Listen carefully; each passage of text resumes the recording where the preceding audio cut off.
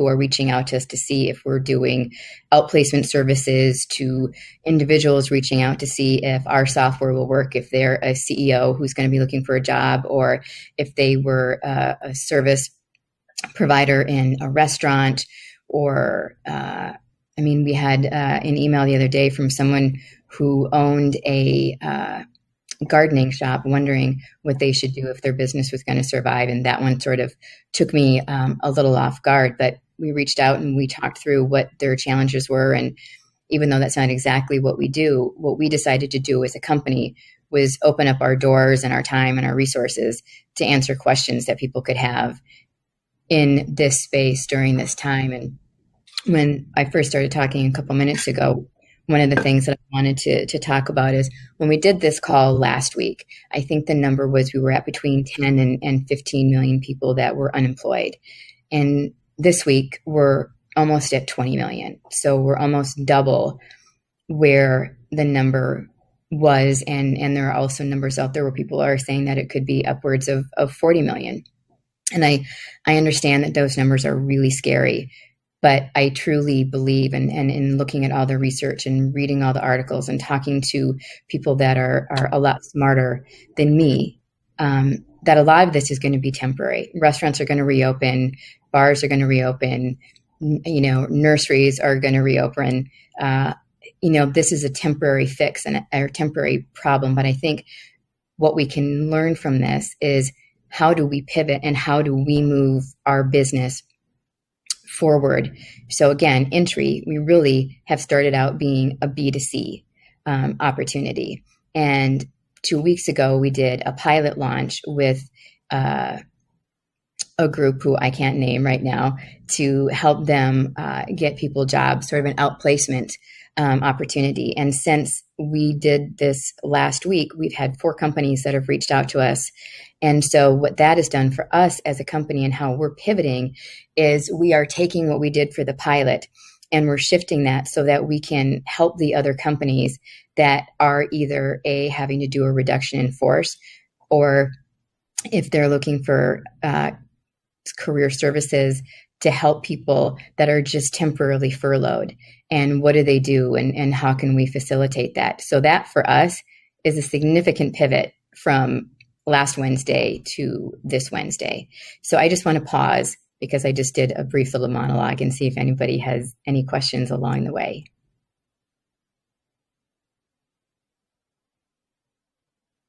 I'm going to think that's a no because I think otherwise Amber would have popped in.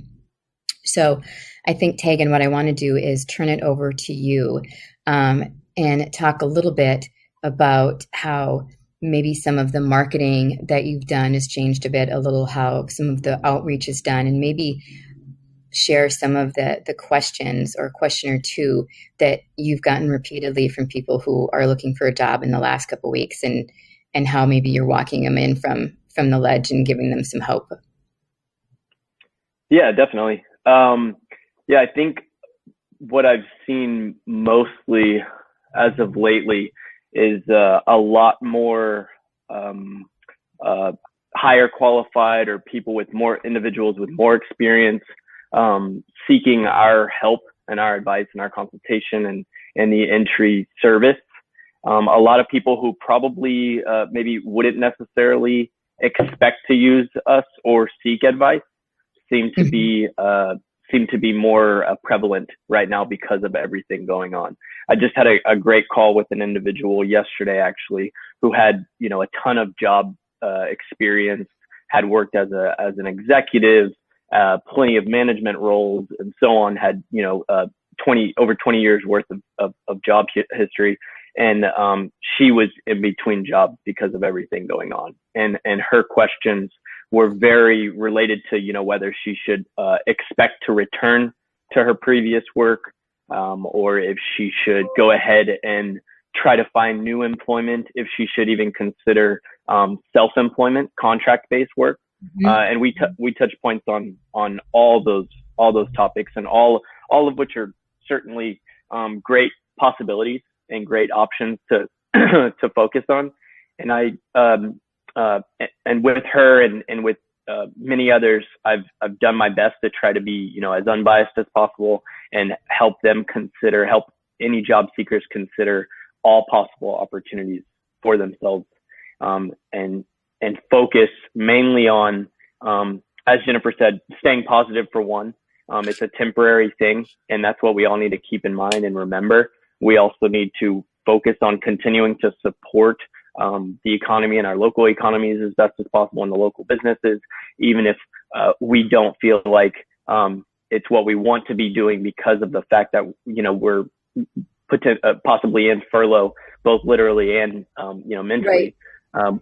But yeah, I think, the main thing that we've been trying to do on the customer end, the job seeker end, is really try to help individuals of all experience levels, of all qualifications, of all job history, types, and help them kind of, in a way, kind of use this to reinvent themselves.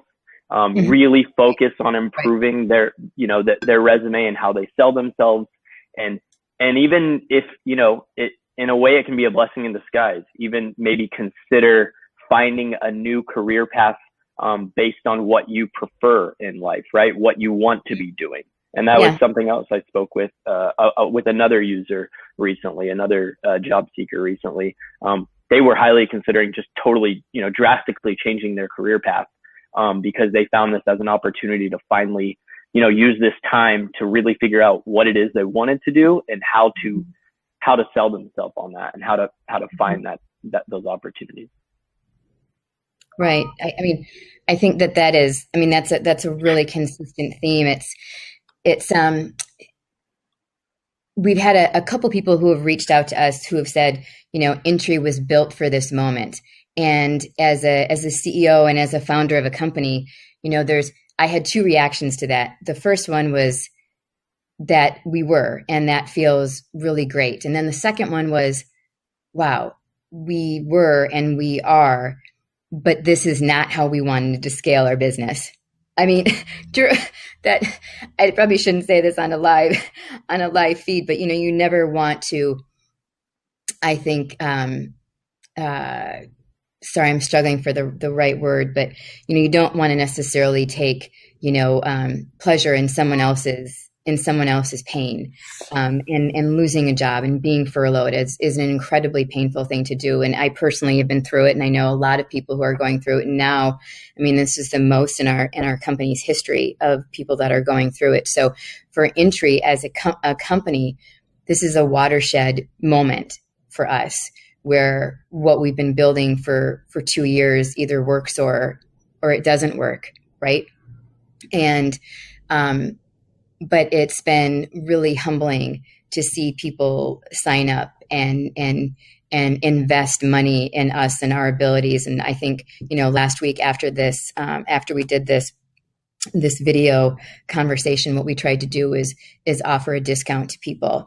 And to say, hey, listen, like, we know that you guys are hurting and this is a tough spot. How can we help lift you up and pay it forward? And people took advantage of that. And that was really a nice way for us, at least I think for me, to feel better about taking advantage or I guess maybe leveraging the opportunity to let people know that we're out there and that what we do really does work. And we've spent 2 years figuring out how we can get resumes through the applicant tracking systems.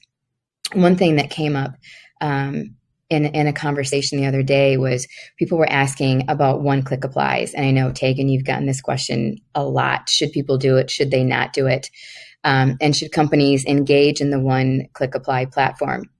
And so if you all just indulge me for just, 30 seconds, the one-click apply is a black hole for anybody who wants to really find a job. And what you don't know when you use the one-click applies, if you do it too frequently and you don't have, I think we figured out if you don't have at least a 60 or 65% match with the job description in your skill set, you literally will get blacklisted. So you could apply for a job that you are a unicorn for, that you have 100% match. Like, there is no one else but you for this job.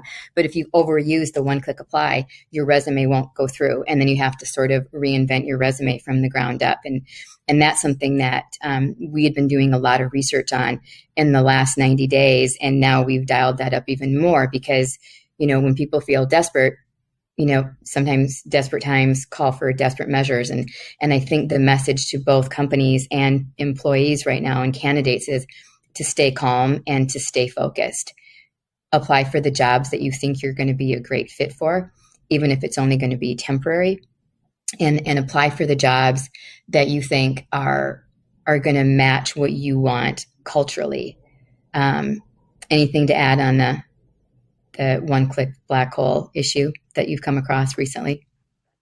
Yeah, well, and it was something that I wanted to touch base on and kind of reiterate when we brought that topic up last week.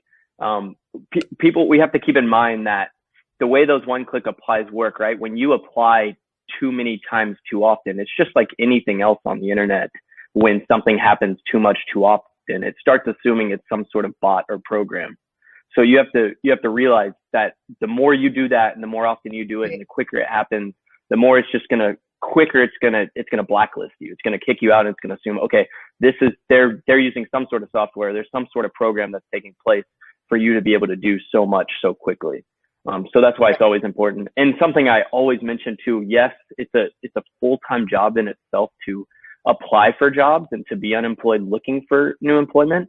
But it's super important to dedicate the appropriate amount of time to each new position you're applying for. Even if it does take all day, every day just to apply to, 5 or 10 jobs a day, it's totally worth it. Your conversions are going to be, you're much more likely, right, to hear back if you dedicate an hour of researching the company and the role and right, exactly. And then creating a unique resume specific to that role. Yep, absolutely. So Amber, I want to reach out to you for a quick second. So, we talked about, in putting this together, talking about what it means to furlough people and, what area do you want us to talk about more? Because I know there's a really diverse group of people on here, and I want to make sure that we're addressing, the topics that we think are going to be really, really critical. And I want to be careful that we don't make this an Intry infomercial, right? Because that's not what this is intended for. But so, your thoughts? I think we've got a lot of people who have been affected by this. And I think when we think of tech workers, we often think of the technical people that work for companies. Mm-hmm. But there are so many people who are affected by this. So we're seeing rolling furloughs. We're seeing, furloughs with an extended period of time going across the board. It's hitting finance teams. It's hitting marketing teams, sales teams, operations, everyone that you can think of within a company.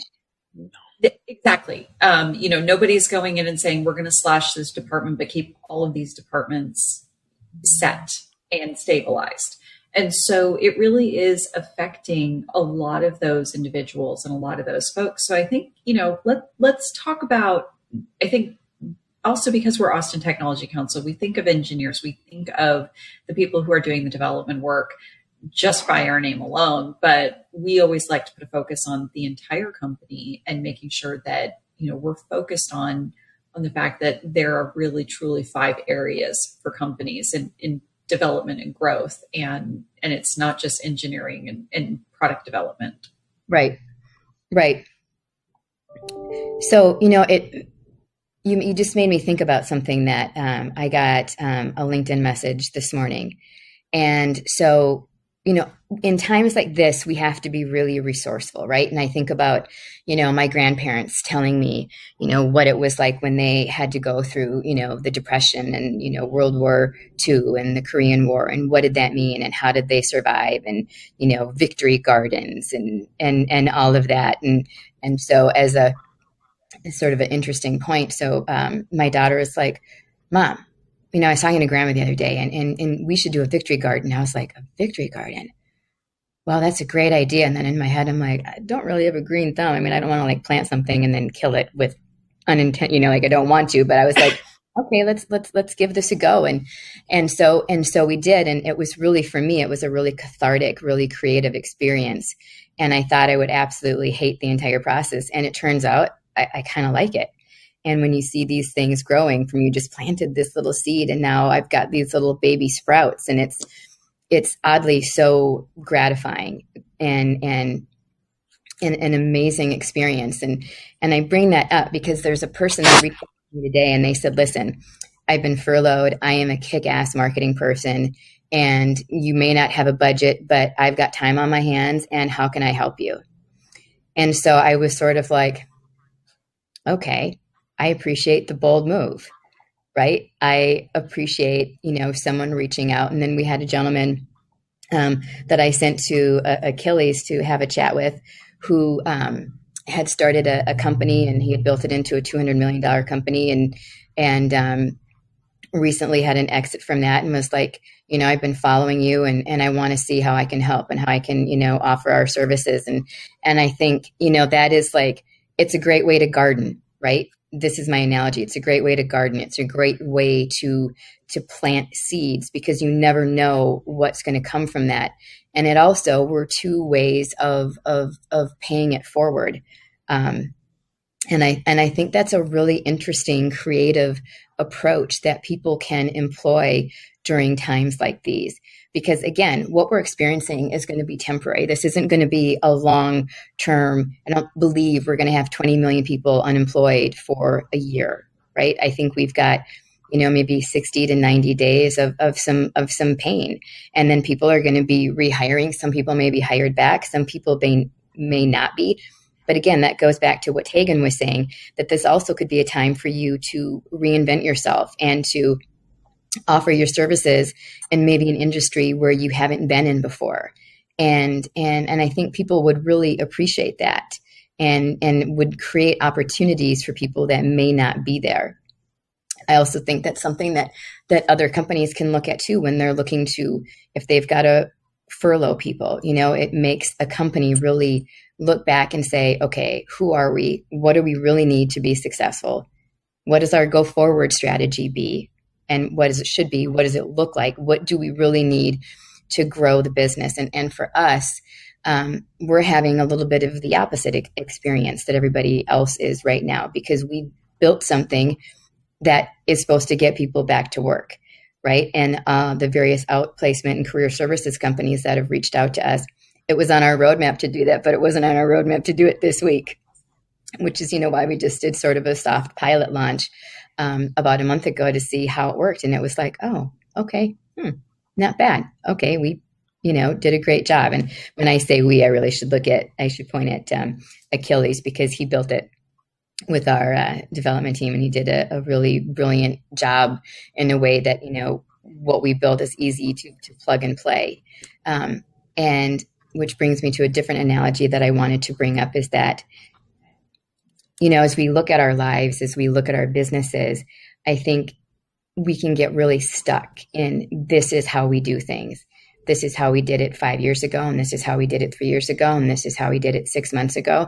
And then there's this is how we have to do it now. And I don't think any company, any person right now in the US and maybe even globally, we all have to take a look at how we're going to pivot our businesses and how we're going to make them not survive, but thrive. And that's a phrase I've been overusing lately. My children will tell you this, but I think it's so spot on that we can take this moment, not just to survive what we're all going through, but we can choose to thrive. And I know it's so much easier said than done when people are worrying about rent and mortgage payments and health insurance and car insurance and all of those things. But I have yet to hear from people that when they've reached out to their bank, or they've reached out to their tenant, or they've reached out to their insurance company, it's the first time, I think, in history where there's been this partnership between people saying, okay, we're going to help you get through this. Maybe we'll defer your rent for 60 days, or we'll defer your car payment for 60 days. Or, if you have it on a 5-year, maybe it turns into a car payment of 5 years and 2 months, right? So instead of 60 months, it becomes 62 months. And I think that people are really trying to work with other people and trying to find solutions. And we have, this is probably way TMI to everybody's on this call, but at our house, we have this thing that we do at dinner time, and it's, what's your high and what's your low? And so we did that last night at dinner. And, talking to my daughter, what was her high and what was her low. She's like, well, my low is, being stuck in the house. And I thought she was going to say with you, but she restrained herself. So I gave her props for that. But her high caught me off guard. And her high was, she's like, we've seen some of the worst of humanity in the last few years, when you look at what's going on around the world and sometimes even what's happening locally. And she said, the high for me is seeing people pay it forward in a way that I've never seen done before, or I've never noticed before. And the random acts of kindness. And I think she's really right that, this is a terrible thing that we're all going through and companies are going through and individuals are going through. But there's this sort of this link that's happening between people, sort of this chain of humanity that's being created. And I think that's one of the greatest things that we can get out of what we're going through right now as individuals and as companies. So I'll pause for a second to see if anybody has anything to add or any questions. So we do have some questions. One people had asked, the layoff numbers. Sorry, couldn't hear you. Oh, there you go. Sorry. It's there okay. we go. Gotcha. There's somebody with a table saw putting in new floors upstairs. So I apologize to everyone. Of course but the first, yeah, of course. Why would they not be doing it now? Great time to put in new floors. So the question is around layoff numbers and whether or not they include furloughed employees, which we know that they do. So I'm going to ask the question, do we know the percentage of furloughed employees versus the percentage of permanently laid off employees? So that is something that we've actually been doing a lot of research on the last probably 3 days. I would say since Monday, actually, because we've been getting that question a lot. And there are no definitive numbers right now. So when you look at the Texas Workforce Commission, I mean, there's records amount of people filing for unemployment, but there isn't right now a delineation between I've been furloughed to I'm unemployed. So they're just sort of going into this bucket, and people I know in individual states are actively trying to figure out who's furloughed and who isn't. And one of the ways that they're breaking it down is by like a job description, right? So, or a job title. So for example, people in this space are making assumptions. If you have been a server in a restaurant, chances are you have just been furloughed, right? You're not indefinitely unemployed. And so I don't know what some of those metrics are. I would suspect, based on what we're seeing and what we're reading, that we're probably going to have some more of a definitive number probably by tomorrow. I would say tomorrow's evening news cycle will probably have something more definitive. But, the number we've heard this morning talking with some people is that, they anticipate the number is going to go up to 40 million. I mean, last week I thought 20 million was an unimaginable number, and I've decided I'm not going to say that anymore because I don't want to tempt fate. So I think that, that's a possible number. It would be, I think, pretty shocking. I also think that if that number does happen, people, I think that's going to be a much more temporary number. When you look at let's just say there's 20 million unemployed right now, and you look at where did that big uptick come from, right? In the beginning, it was people who worked probably mostly in the service industry and in hotels and restaurants and people, that were sort of under the bucket of non-essential workers, right? And I think the second wave is coming more from corporations who are trying to make sure that they can survive the next 60 days or 90 days until some of the quarantining has been lifted in various parts. But I think we also have to be really careful, when we start lifting the sheltering in place, because are some people going to do it too soon? I mean, I think Austin did an amazing job of saying, we've got to take care of ourselves, and we need to take care of our city, and we need to make sure that we survive and that people don't die. And I think that, I mean, I personally am really proud to be here in Austin and part of the community that we're all kind of looking out for each other and being mindful. And so I think that the last update, I think, was really more from companies who were like, okay, you're furloughed, you're not unemployed. That would be my gut, especially when we're seeing what we're seeing at Intry, is people being more wondering if they've been furloughed, if they need to look for a job or not. And you know, there's the old adage, it's always easier to get a job when you have a job. And so, I mean, I still sort of stand by that, not because I'm saying everybody needs to subscribe to Intry. I'm not. It's just, I think there's a rule of thumb, and I think that sort of still applies. But I think the metrics are going to be really interesting in this. And I think people are going to go back to work faster than they're thinking right now. And I also believe that the more positive you are in your life, and the more positive energy that you put out there, the more positive energy that you get back. So I would encourage everybody who's going through this and feeling, you know, kind of dark and kind of lost, maybe, and kind of lonely. Even running a company is incredibly lonely, right? Because you've got to make really tough decisions that affect people's lives.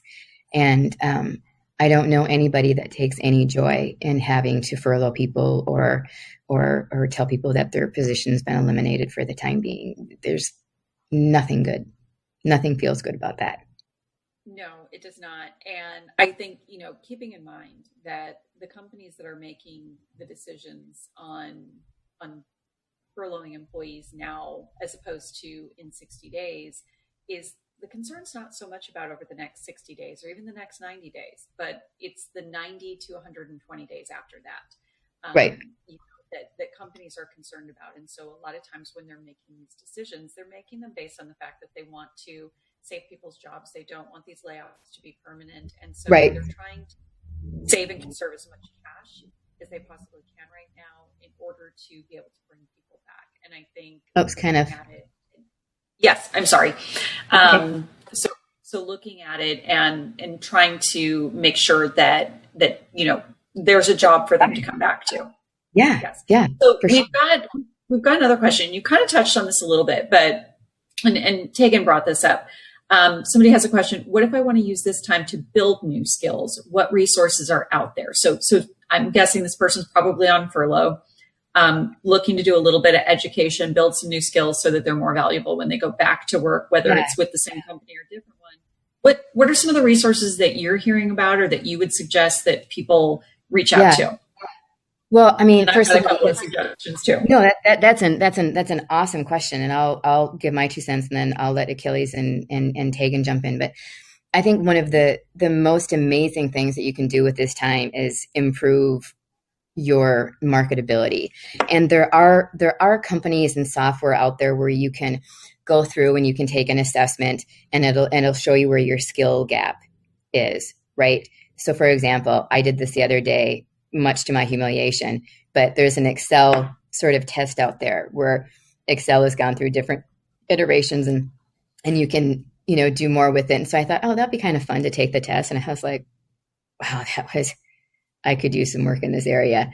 And I mean, you know, it was sort of embarrassing at the time. I was like, wow, that was a bad score. but you know, it's you get in a rut of how you use things, you know, like how you use PowerPoint, how you know, what are the other tools that are out there that can make you more marketable. And there are one that comes to mind. Oh, I'm totally drawing a blank on it, but I will send it to you, and you can post it when it comes back to me at 3:00 this morning. Where, you know, there's companies that do the skill gap analysis, and I think that would be a great thing to try. You know, like for example, depending on where you are at in your marketing life, right? I'm just going to use it as an example. There's a woman that reached out to us, and she's like, you know, I've been a C-suite, you know, a CMO for so long that, you know, I actually don't know how to do digital marketing. I don't know what, you know, I should track and trend. I know how to tell people to do it, but you know, she's like, I can't do that. And so she was taking that time to work on it. Achilles, Tegan, what do you guys have to answer to that question. Jennifer, yes, I'd like to say something. Can you hear me, guys, right? You can. Okay, perfect. Couple of things. And maybe I'm going to deviate a little bit, but I want to say something to, in the past, in the part of reinventing yourself, right? And there are, the first thing you have to do is, like do a real assessment on who you are, right? For a second, think what you are, what you have done, and where you're gonna be, 10 years from now, right? And while you are doing that, be very, truthful to yourself, right? You tell yourself the truth, right? And there are two, there are two important things. One is the aspect of who you are as a person, right? I mean, I am a manager. I am a team player. Am I a follower? I am a leader. I am, which is like kind of like psychological to say in that way of you. And then the skills you have, right? To accomplish in your whatever your industry is today, right? So as you are there, of course, the first hits you're gonna get is about who you are today and your technical skills. Let's say you're going to go to another industry, right? Then you need to assess what your today skills and your psychology, who you are as a person, matches that skill, right? And there are many tools right now. Okay, Intry is one of them, but I don't want to do a commercial. That you need to do, like take a job description, take your resume, and see, okay, what I'm missing here, right? And when that tell you what you are missing, you see you are missing 20 things. So okay, so maybe this is not, I think I can go that way, but I cannot go that way, right? And let's say that you have few things, and those few things are skills that you would like to have too. Let's say to make an example, you need to know about SQL, right? Just to put an example that mostly people know here. So in that, there are many places you can take classes. One of the famous one is Coursera. They have free classes and they have paid classes too.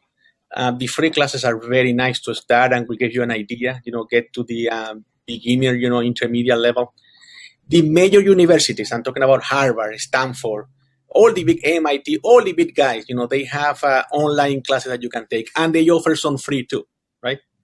But the important thing, if I have to step one back, right? Before you go to the path of, what you want to learn or what you have to do, first thing, tell yourself the truth, who you are as a person.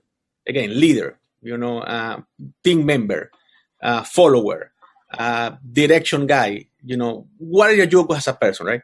Second, assess, what you have today in your skill set, right?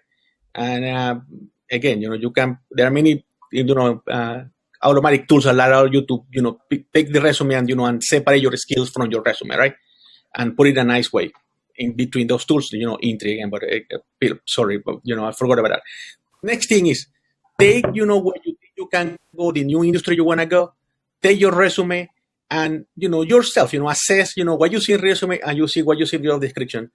And again, try to see what are the gaps and get to a study or go to classes to those gaps. Don't start like, going classes because you want to. Just try to make it, meaningful in what you are, today and what you want to be later. And remember, if you want to do industry change, don't think it's going to be like 1 month thing, right? You want to do an industry change, you're going to be for a long time, right? In that change. So it cannot be, I want to be 3 months doing this industry and then right? It's like, what are you going to invest to make that change? Exactly. So try to think about that in a very, calm, collected and cool way, and do not lie to yourself, be truthful, because you do that, believe me, more you know yourself, better you are as a candidate to anybody. That's sorry, Jennifer, I say too much. But no, that's what boom, mic drop. I got nothing to add after that. How about you take it? Okay, follow that up. No, yeah, I was already halfway through that. I was already going to say, I think Achilles nailed it. Yeah, for one, I think it's a great question. And to add to what Achilles was saying, although he's spot on with it, I personally think, to add on to it, I think it's whether you want to change career paths or not. At the end of the day, we should all see this as the perfect opportunity to to better ourselves, right? And progress at what we focus on for work. And again, whether that's something new or whether you continue to do what you've been doing, now is the perfect time to use digital services and tools to learn more about your profession or your career, or whatever, again, whatever it is that you want to do. And there's tons of free services out there, and there's tons of paid services out there. And I don't know who said it, but I always think of a quote, and it's, you get what you pay for. So if you want to stick to free, by all means, do it. You're probably going to do a lot more research. You're going to do a lot more digging, but there's free tools out there to learn up on. And I know from personal experience, YouTube, Google, Facebook, YouTube is so powerful, so incredibly powerful for all niches and industries. And then there's obviously, there's obviously paid guides and trainings and courses that you can take, that you can pay for, that are even that much more even effective. So, yeah. Well, great. And ATC has some member companies who develop these resources as well. So Galvanize, they acquired Hack Reactor a few years ago, so they have a very expanded program. We have General Assembly and Flatiron School as well that offer these. ACC has a lot of really fantastic programming that you can take advantage of, along with St. Edward's University and UT, specifically the Cockrell School of Engineering. So there's a lot of leadership skill assessment to be done there. There's also a link, and I will get this to our team so that this can go out in the email to everyone today, that is offering a variety of courses online for free from universities throughout the globe. And this is an opportunity not just to polish up and create those hard skills that I think we all look at, but I think it's a great time to offer up the opportunity to build soft skills as well, especially if you're looking to advance your career, having a better understanding around finance. Even if you're not in a financial aspect, if you're a CMO, you still need to understand what a P&L is, and you need to run and manage your own P&L for your department. So I think this is a great opportunity and time. And if you are an engineer, maybe take an art class online. Learn a new skill that doesn't seem to relate right now to what your job and what your career goals are, but could really enhance and give you opportunity and give you a leading edge when everything opens back up, and even if you're going back to your own company, being able to do that. So we had another question. Some companies are hiring. What are the skill sets that you're seeing that are most needed right now?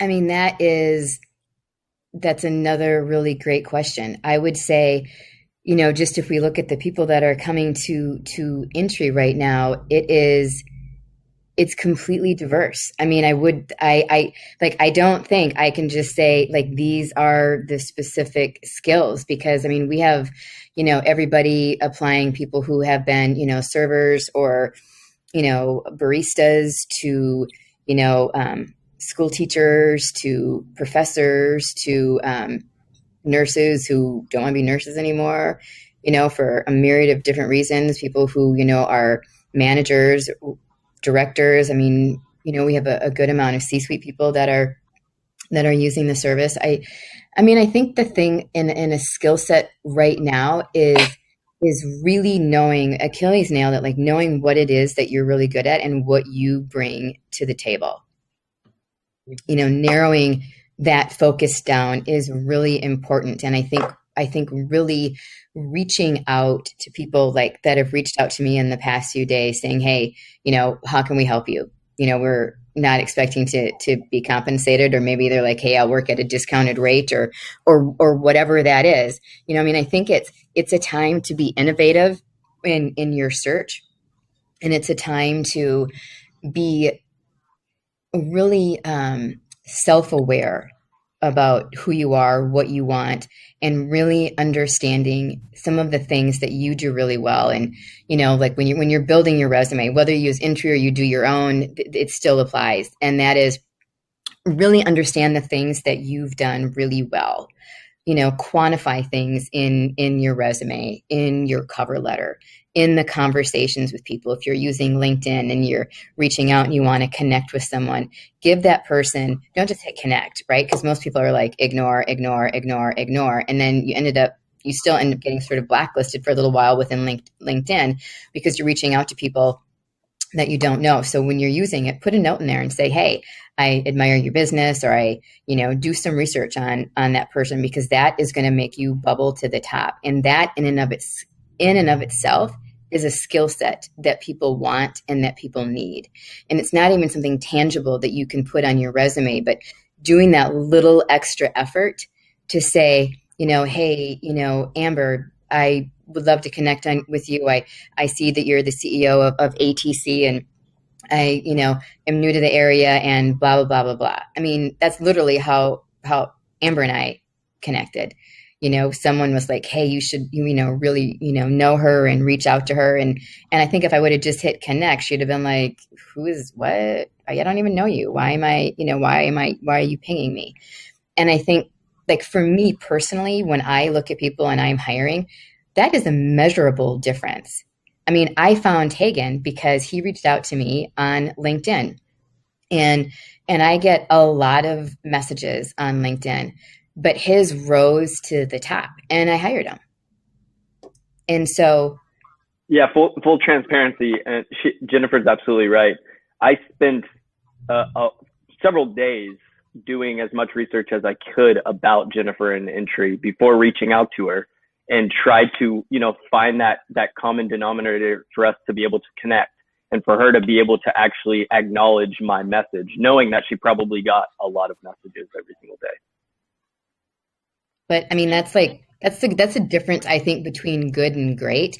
And I think in this market, no matter what it is that you do, that's the thing that you have to call out, in your emails, in your cover letters, in your resume. Like, you have to be your best advocate, because, like, no one's going to save you but you, right?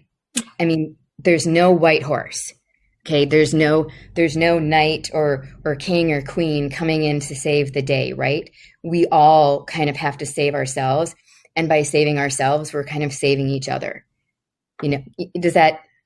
I hope what I said makes sense, but it's, you have to be your own advocate.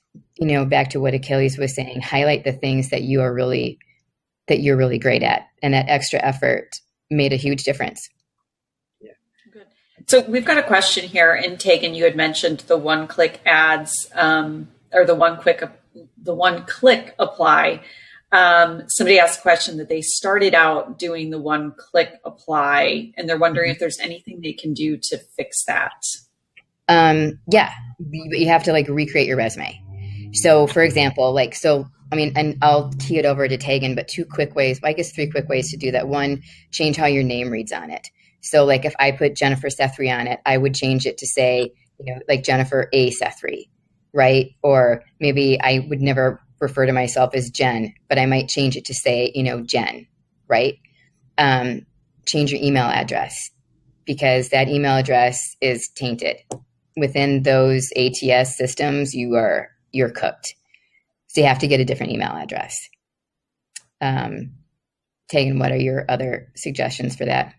No, you nailed it. Yeah, I was actually just going to say, make sure it's ATS friendly, because it probably, by all means, I mean no offense to this, but it may have not been ATS friendly to begin with, and that can work to your advantage. Take this opportunity to make sure your resume is ATS friendly, and create, like Jennifer's saying, create a totally different resume. Start from scratch.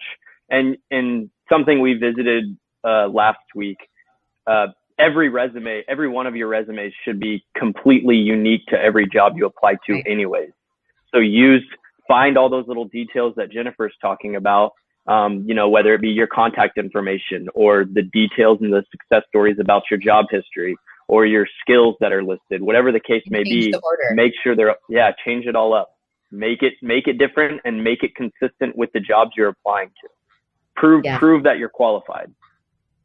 So, Tegan, you had mentioned, the fact that you were spending several days researching Jennifer and Intry. I'm presuming you were doing that for several companies. And right now, people who are laid off or furloughed, they've got a lot of time on their hands, and there's not really anything for them to do other than turn on Netflix or HBO Go or whatever. Or TikTok. Yes, Jennifer, we know about your obsession. But Tegan, because you're probably the one person on this call today who's been the most recent in this activity, how did you kind of structure your day each day to do this work it's very time sensitive, it's very demanding, it's very intricate, but you also need to give yourself a little bit of a break to be refreshed the next time you go in there. So can you just talk a little bit about kind of how you structured your day and what that looked like? Yeah, absolutely. You bring up a really good point, and this is a conversation I had just last week with a totally different job seeker. It's, for one, I would figure out different companies that I was interested in. Okay. Learn as much about those companies as possible. Then obviously I'd try to figure out, okay, what did they not have that they needed that I can truly and honestly and wholeheartedly provide to them? Cause that's another part of it. Right. And just doing those two steps, you're going to break down the potential companies you could be working for. Right. If I started with 25 companies that I found that I was genuinely interested in working for and with, after learning a lot about them and what they already were doing for themselves or what they were missing or what they needed that I could truly provide to them honestly and wholeheartedly, that number would drop, from 25 to probably 10 companies. And then from there, I'd figure out, okay, what is it that they need, and learn as much about that company as possible and all those companies as possible, and then reach out to them and find that connection that Jennifer and I were speaking of earlier, and use that to try to connect with whoever the contact may be. And of course, as we all know, that conversion is going to drop even more, right? What was started as 25 companies drop to 10, and then you might get lucky and end up with one of those companies that you actually connect with because they're getting reached out to all the time, right? But it's a numbers game, and it's a matter of dedicating the right amount of time. And Amber, you made a good point. I would try, to do this when in need of work. Try to find a handful of companies like that, starting from the very big list and working my way down, to try to reach out to on a regular basis. And you do need that time between reaching out and trying to connect.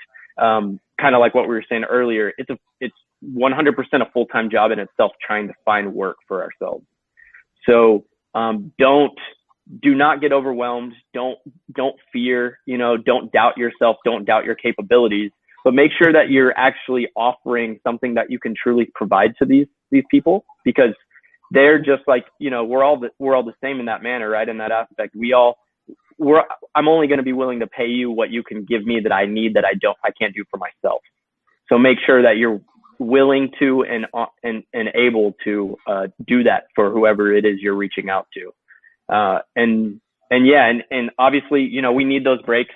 We need the Netflix and whatnot, but if it's a full-time job in itself, remember that, right? Make sure you are working 8 to 6 or whatever your day-to-day is, wake up early, right? Create a structure for it, and don't start Netflix until 6 p.m., which is what we do here at home, my wife and I, right? So we while we're both working from home and we already do work from home, we could easily be watching Netflix throughout the day, and we make sure we're getting our work done first.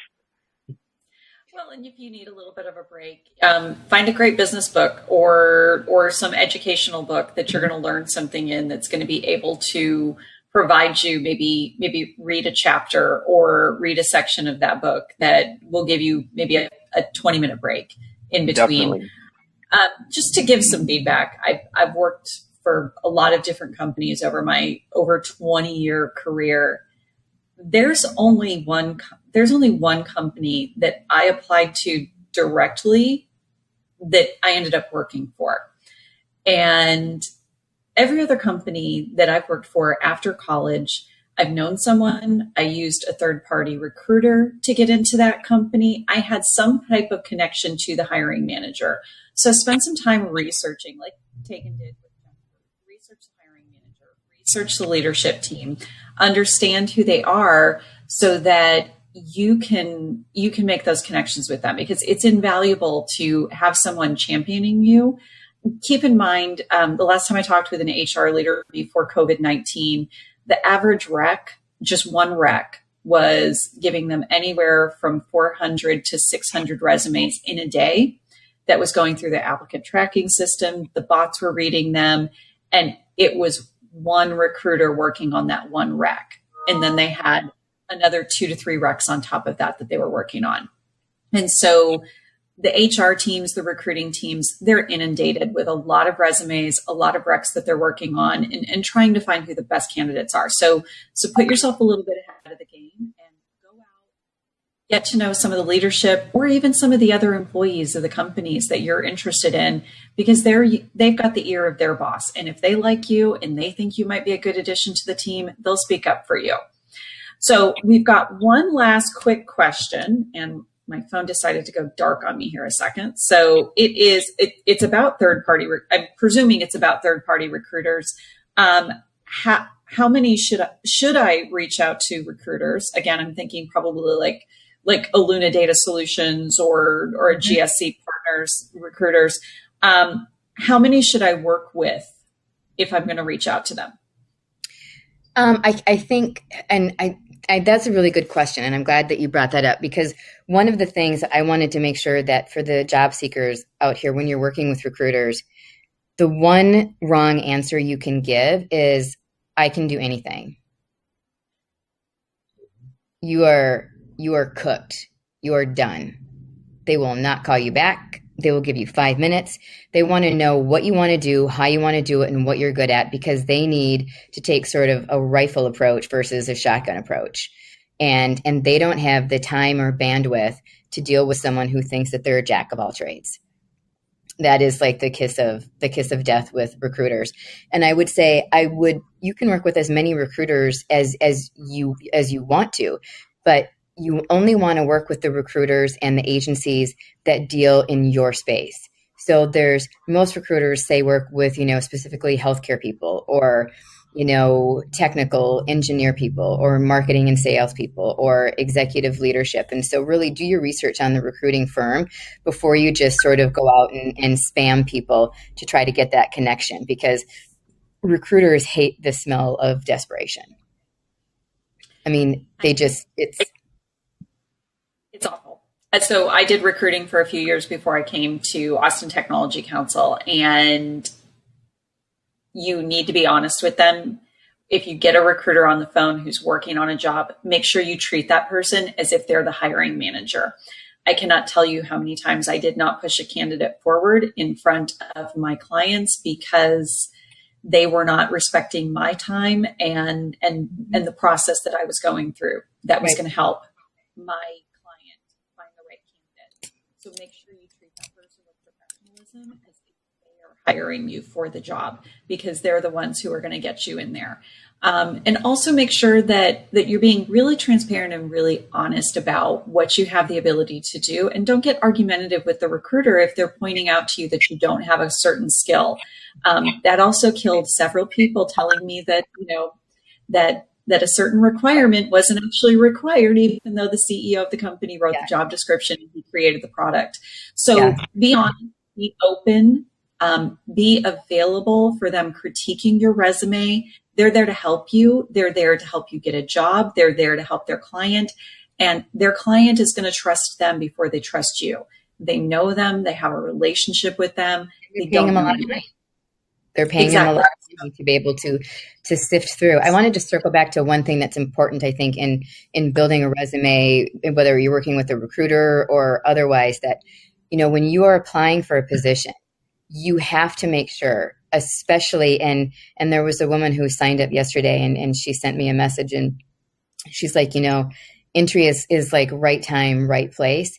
But she's like, the thing that was sort of scaring her. And I was like, I don't want this to scare you. But she's like, before, if you were looking for a job, it was a hiring market, right? Like, if you were a qualified candidate, you had a lot of leverage. Now you probably don't have quite as much leverage. So going above and beyond in your resume and getting it that whether it's using our job to resume tool or you taking the time to customize each resume, that you only apply for jobs that you at least have 80 to 85% of the qualifications for. Because especially in the recruiting space, if you say, hey, I'm the perfect fit for this, and they look at your resume and they're like, but you're missing these 10 things, you're wasting my time. Your credibility with a recruiter just went boom. Yeah. Right? Yes. With a hiring manager, it's a little bit different because they maybe have a little bit more wiggle room about what they were doing and what they were posting in their job description. But I think you have to be really, really mindful of that, and just spamming things because you feel like the more you get out there, the better it's going to be. It's not. Getting a job isn't just about the numbers. It's about applying for the right job with the right qualifications and that you put the effort in. Having the right resume, my little plug for Intry, and getting through ATS systems, and a lot of recruiters do use ATS systems, is really critical because, there's going to be an immense amount of competition coming up that we haven't seen before.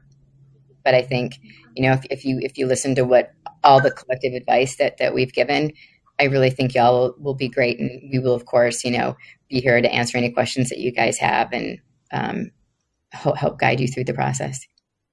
Well, good. Well, thank you, Jennifer, Tegan, and Achilles. This was another great episode with Intry today. I do want to let everybody know, if you are in the market for a job right now, or you are, you're looking to see what is out there, we do have eBay Payments Engineering team is going to be having a virtual roundtable with us this evening at 6 p.m. You can still sign up for that. Great. And the hiring managers will be on this call, and they'll be able to answer questions about the role and what the expectations are, to give you the opportunity to learn more about the role and the opportunity with eBay. So if you're looking for a new position, please join us this evening at 6 p.m. You can go to the ATC website, the events calendar, and sign up for the event there. If you have any questions or you'd like to reach out to the Intry team, please email us at info@austontechnologycouncil.org. Again, that is info@austontechnologycouncil.org, and we'll get you connected with Jennifer, Tegan, and Achilles. Thank you all so much again today. Please take care of yourselves. Please make sure you're wearing your masks, washing your hands, and please try to stay home so that we can all get back to life as we once knew it, or some semblance of that, very soon. Thank you. You take care. Thanks, everybody. Bye-bye. Thank you. Bye.